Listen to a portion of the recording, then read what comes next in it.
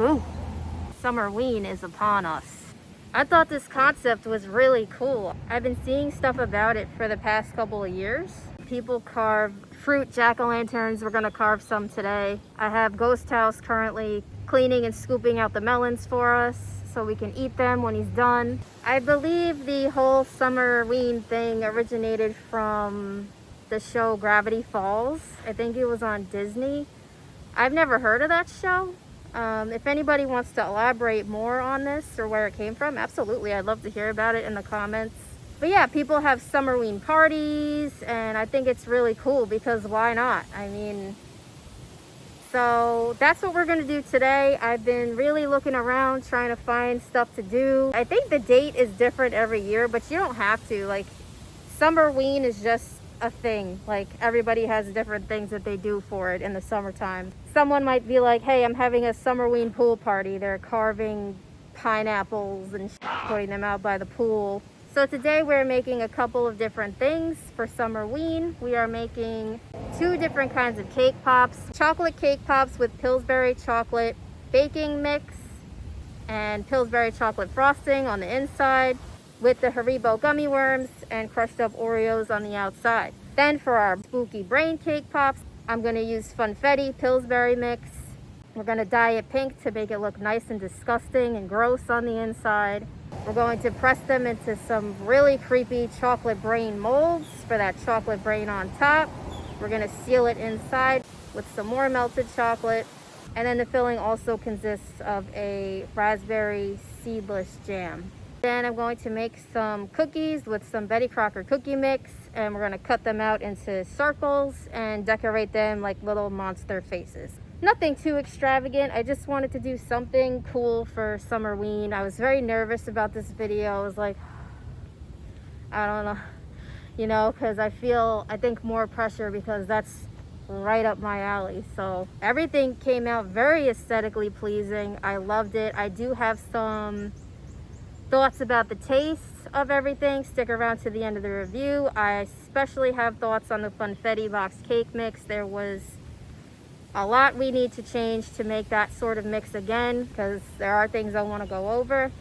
We got some summer melon jack-o'-lanterns that ended up looking really cool when they came out. They do not last long. They probably only last you about 2 hours. So if you're gonna have a party and carve them, I would do it right before your guests arrive and then put them in your designated spots. Otherwise, if anybody has any advice on that, this is my first time doing this, absolutely leave a comment. I'd love some tips for the future. I'd love to know how to preserve them, if possible, for a little bit longer. They were so cool. I loved looking at them.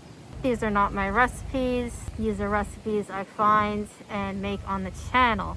If you are interested in making the recipes or have any questions or concerns, please head down to the link in the description box below.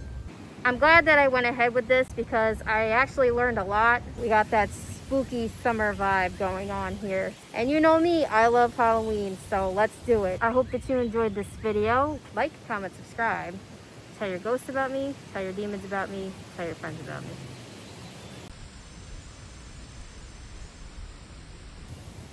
All right, let's go.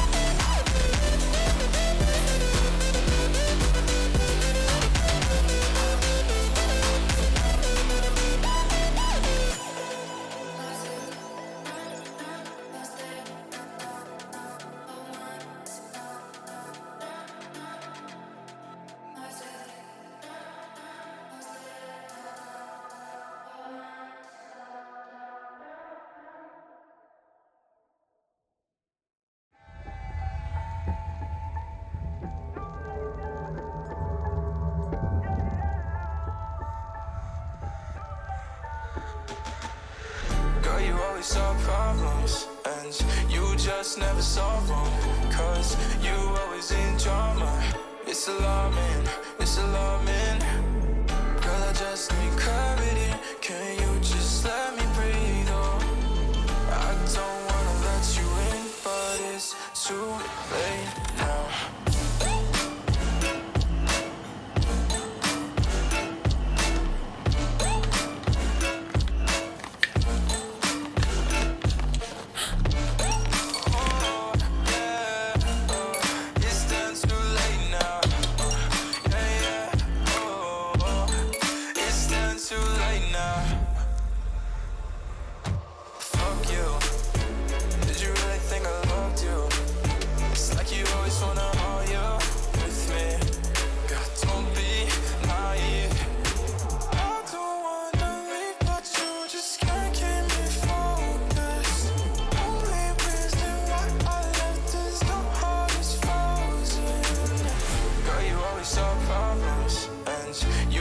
Never solve them, 'cause you always in drama.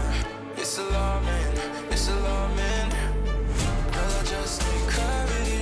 Can you just let me breathe? Oh, I don't wanna let you in, but it's too late now.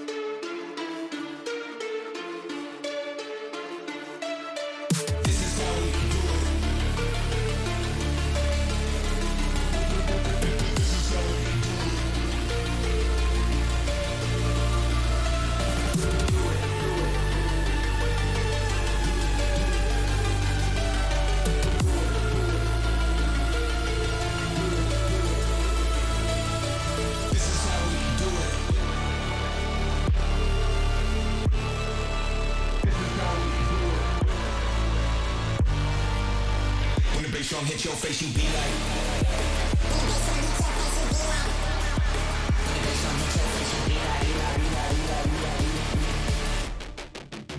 When the bass drum hit your face, you.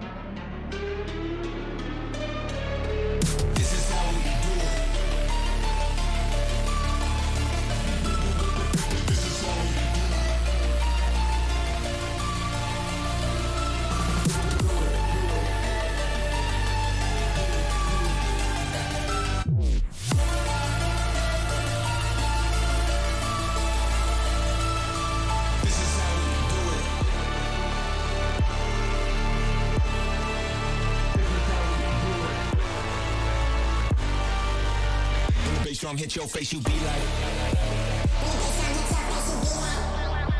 When the bass drum hit your face, you be like. When the bass drum hit your face, you.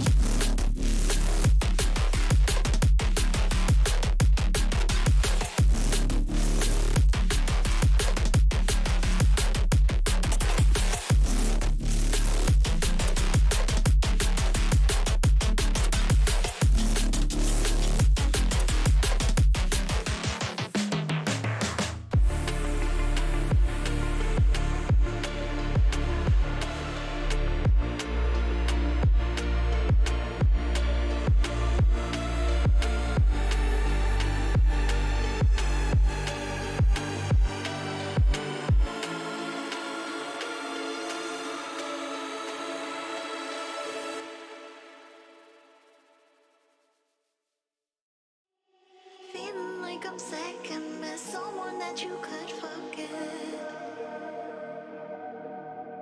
Got me drinking that healing, sinking in this feeling. Will you be that time, giving me the signs of life? Making you are clear, but you're gonna leave me in the deep.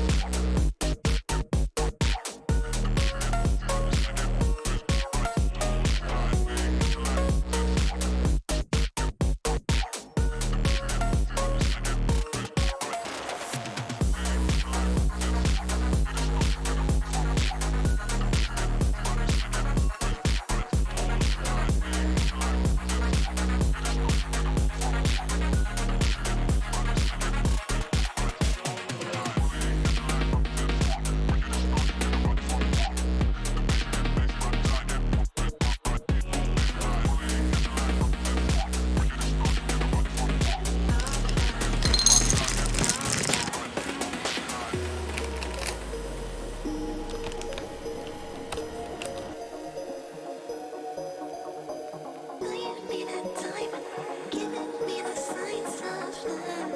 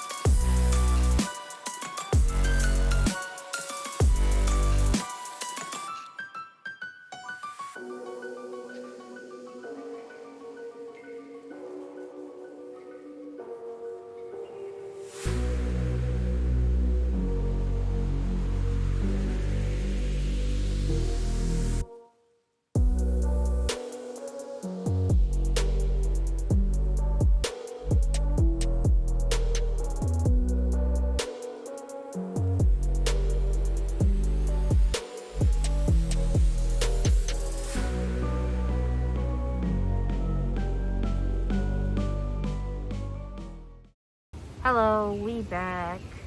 Let's start with the brain lollipops. I did not enjoy the taste of these. So the method to cake pops. You bake your cakes, then you crumble them in a bowl.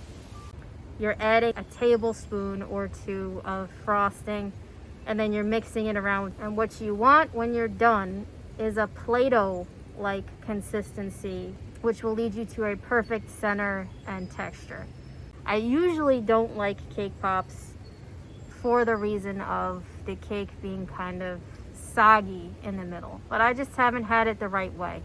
Those people probably used too much frosting. A good cake pop, it's supposed to be soft, but also, this is gonna sound disgusting, but it's like Play-Doh, but it's not like you're eating Play-Doh. It's like that kind of consistency. If your mixture is too dry, it'll be cracky and sandy, and you just have to add like a little bit more frosting. The key is to add a little bit more frosting at a time. If you wanted to find somebody with a cake pop recipe that they made that's specifically to make cake pops from scratch, that might be your best bet in getting the perfect amounts of whatever it is you need, because that's what they tailored the recipe to do.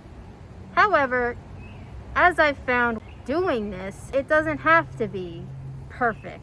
It's really versatile in whatever you want to use. I even saw somebody make cake pops out of banana bread. I didn't like the taste of the funfetti. I got it to the perfect consistency. It went into our brain molds without a hitch. As I first started mixing it and crumbling it, I could feel it. It felt like it was already ready to make a cake pop without any frosting at all.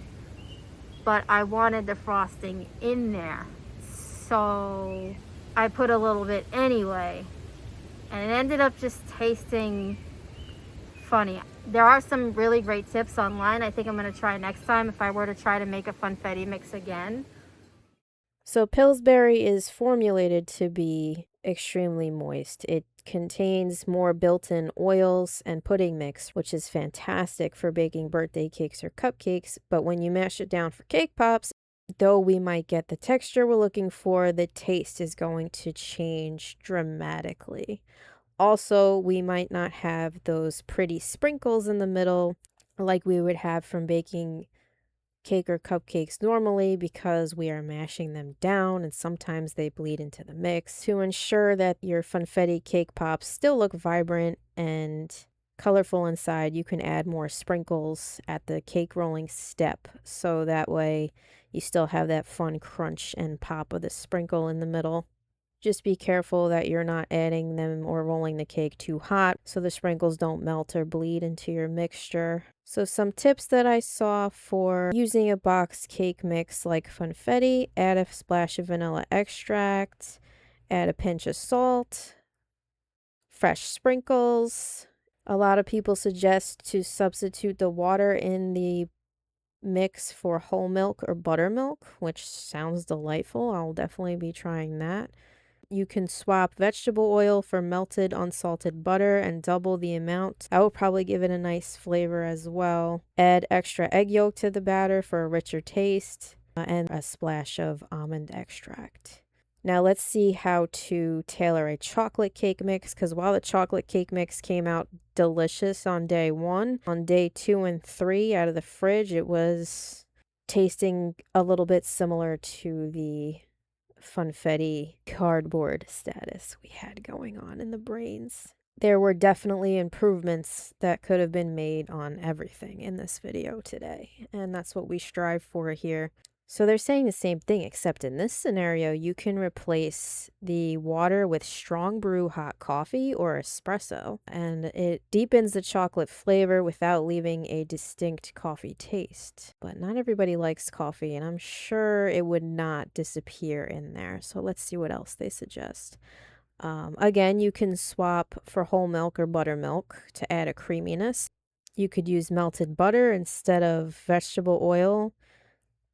They're suggesting sour cream or Greek yogurt, an extra egg yolk, instant chocolate pudding, vanilla extract and salt, chocolate chips, and you can put those directly into your cake balls like the sprinkles for the funfetti as you're rolling them. So the Pillsbury chocolate frosting and the Betty Crocker chocolate frosting I actually enjoy very much, and I enjoyed the flavors of it in this cake pop. But if you don't like the taste of store-bought frosting, I'm seeing that a homemade chocolate buttercream would be delightful in the center of your cake pops. Pinch a tiny bit of sea salt or espresso powder into your candy melts. There's just so many suggestions, and I recommend just looking around and finding one that works for you and your taste. The taste will last and it'll be delicious. So we know we didn't like the use of the Pillsbury vanilla frosting in this recipe. This frosting was too sweet. It's probably the first time you're ever going to hear me say that. So the counter to that, they say, is using the Pillsbury cream cheese frosting as a binder for your funfetti, because the tang of the cream cheese will cut through and add a ton of depth. They suggest to add a generous pinch of salt to your funfetti crumbs before mixing in the frosting to wake up the sugars. I would give it a taste first before you add anything into that mixture, because if we already made all these changes, remember, like let's say we swapped the buttercream, we added the vanilla extract and the almond extract, we might as well taste before we're just start adding in there blindly. I read that Betty Crocker and Duncan Hines cake mix rise taller and fluffier. They produce a slightly drier and more structured sponge. It gives you more dry cake volume to work with, making it easier to control your frosting to cake ratio, as opposed to Pillsbury, which is more moist, which would actually hurt us in the end. Which is probably why the chocolate mix worked out so well. I overbaked it slightly by 2 or 3 minutes. It was a very different experience compared to funfetti.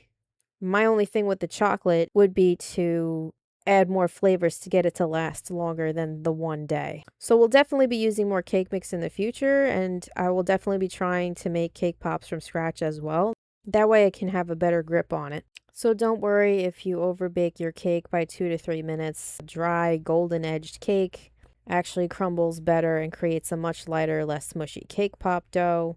If you're using a moist cake mix, you can definitely use a stiffer frosting like Betty Crocker or a buttercream that you make from scratch and add it 1 tablespoon at a time. That's really the most important thing, is you don't want to overdo the frosting. So yes, if you are considering funfetti cake mix, don't be afraid. You're just going to have to tweak it a little bit, and there's tons of information online. Loving the brewed coffee aspect to the chocolate. The chocolate frosting for me worked out very well, and I could taste it in the center of the pops. It gave it a nice flavor. I'm a big fan of that. If you want to stiffen up your frosting a little bit, you can put it in the fridge to firm it up before you roll your cake pops. Just make sure it's not too cold. And the number one piece of advice is just go for it. If you know you want to make cake pops for a birthday party or a family event, practice first. Like anything, just do it. Go for it. Do your research. Look around, see what you like, what you don't like. Do you want to make a cake from scratch? Do you want to use a mix? Remember to get oil-based food coloring if you're going to be dyeing white chocolate, or candy melts, because it will seize up on you. Just a couple of things that we learned along the way. I would definitely recommend tailoring your mixes, and you can either use the Ask feature at the bottom of my video, or you can look around online and see what kind of additions you would like to add to your cake mix. Let's go back outside together in the wilderness. See you in a minute. This did definitely need a little bit of tweaking, but as far as aesthetically, perfect. They looked creepy, spooky, gross, and I remembered from when we made the zombie brownie brain bites last year, one of the tips the author gave was to paint the outside with a little bit of jam to really give it that creepy, bloody, oozy texture. So I did it this time, and I'm glad that I did, because it kind of gave it that little extra something just to make it like, ooh, ew, which is what we wanted, because this is Summerween. And honestly, the raspberry jam saved it. It was the star of the show. I've never had raspberry jam before. They do make it seedless. That's the one that I got, and it was delicious. Let's move on to the cookies. So the author suggested to use Pillsbury Simply Baking Mix. I think it might be a little bit newer because I haven't seen it before. I didn't have that near me, so I just used Betty Crocker mix. I have made this cookie mix before, and I've always made it in the little balls. These cookies have a very rich and buttery flavor. I do really enjoy them, but I've never made them in a pan like this before. So this was definitely a new thing for me, and I think I'm gonna stick to it because my gosh, were they good, like just thick. I think technically, yeah, they'd be called cookie bars. It's almost like a brownie. I didn't have a biscuit cutter or a circle cookie cutter anymore. I think I lost that a while back, but I just used a shot glass because I knew I wanted 9 cookies to decorate. But I'm like trying to I'm looking at wine glasses. I'm looking at just glasses in general. And finally my mom and my brother found me this shot glass, and I used that to cut out the cookies. So this cookie recipe did come with a buttercream frosting, and I really wanted to make it and try it, but I kind of ran out of time towards the end of the night. I did have a lot of extra frosting left over from what we used to make the brain cake pops. So I figured just use that so I don't waste anything, and then it'll take me a lot less time to set up a cookie decorating station, dye that frosting. Pillsbury frosting is not the best to use to pipe it because it was very loose. Like the texture was soft and almost mushy. I actually prefer Betty Crocker vanilla frosting. I'm wondering if that would be more pipeable because it's more firm. And I'm also wondering if maybe that would have been better in the cake pop mixture as well. You'd want it to kind of, because it's supposed to be like the glue that holds everything together.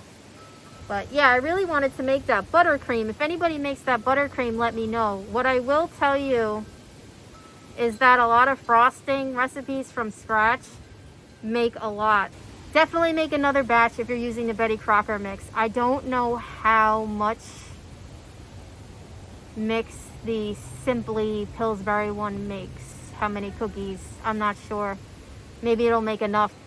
But I do know frosting from scratch usually makes a lot. I got this really cool tub of Halloween sprinkles. I didn't even get to use it because I really love the little monster faces so much. I just stuck with that. But yeah, these are really fun to do, even with your kids. I think they would have a blast. We made one look like my dad with a little mustache. He doesn't even have a mustache. So we're like, Dad, look, that's you. Yeah, that's it for the cookies. Super fun. Super easy. Let's talk about the worms. So this was my favorite cake pop of the day. First off, I think I overbaked the chocolate cakes a little bit. And I think the cake being a little bit on the drier side helped me out a lot in the long run because it really absorbed that frosting and created the texture that I needed. And then the taste was rich, moist, dense, but not strain your jaw to get through it kind of dense. The Haribo gummy worms weren't it. They tasted weird. None of us liked them. If you do like them, use them. Aesthetically, they looked amazing because they were like these big, fat, gross larva worms on the top. They looked really good. A couple of tips that I read that are important for making the cake pops were when you roll them into balls, after you chill them in the fridge for a little bit, take a little bit of your melting chocolate, dip the lollipop stick in it, and then push it into your cake ball. After you do this, when you put them in the fridge, what this does is creates a glue on the inside of your pop, which makes everything firm and hold together better. When you're done chilling your cake pops in the fridge, it's important to let them come to room temperature before dipping them into your warm melting chocolate. I also let the chocolate come to room temperature just in case, because I didn't want it to be too hot and then you would melt your glue part and then it would just fall off the stick.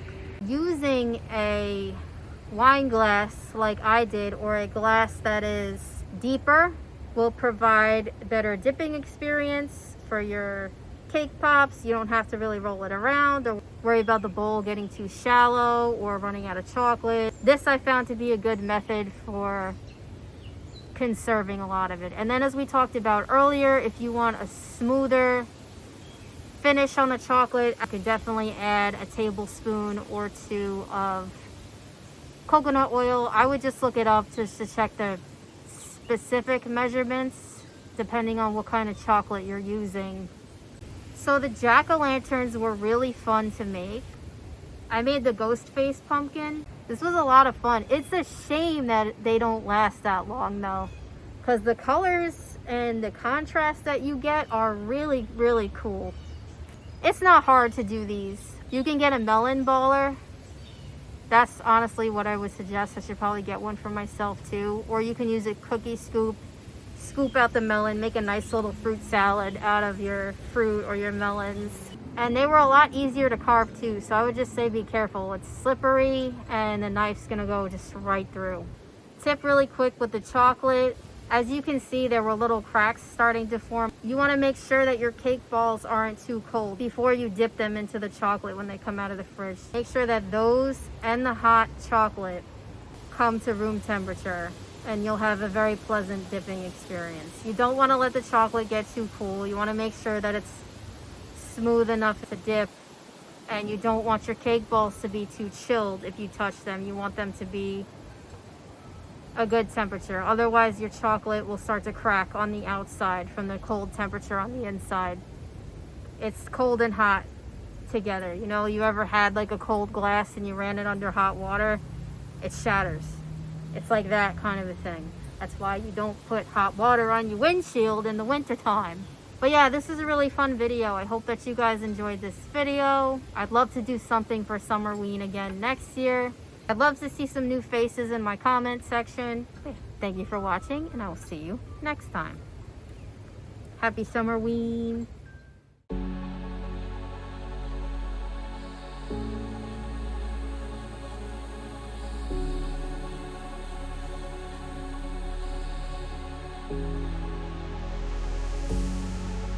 Where did you go? My heart's on a mission. Search of my soul, 'cause I feel you slipping.